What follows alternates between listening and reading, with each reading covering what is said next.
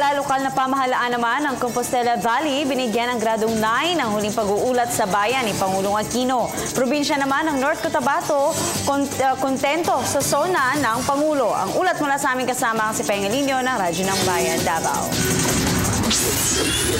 Ayon kay Compostela Valley Province Governor Arthur Uy, na ipinadala kahapon matapos ang State of the Nation address sa zona ng Pangulo Benigno Simeon Aquino III.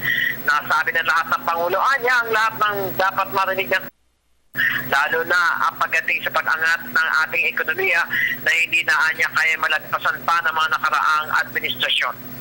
Kung matatandaan, si Uy siya nagmalaki at nagpasalamat sa Pangulong Aquino sa lahat ng mga proyektong na-implementa sa kanyang probinsya pagdating sa infrastruktura, negosyo at pag-unlad ng agrikultura sa kanyang bayan, maging ang mga mamayan na nakikinabang na ngayon sa 4Ps, scholarship at kalusugan.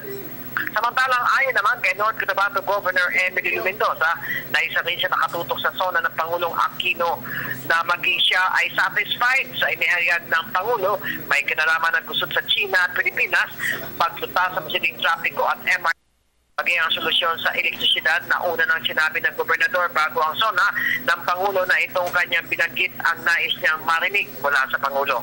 Ang probinsya ng North Cotabato ngayon ay nagtatamasa ng magagandang proyekto mula sa pamahalaan tulad ng mga konkretong kalsada, tulay, paaralan, bago mga gusali, silid-aralan, kaunlaran ng mga mamayan, magsasaka at mga negosyante at iba pang infrastruktura. Para sa Telebisyon ng Bayan, Pengalinyo, Radyo ng Bayan, Davao.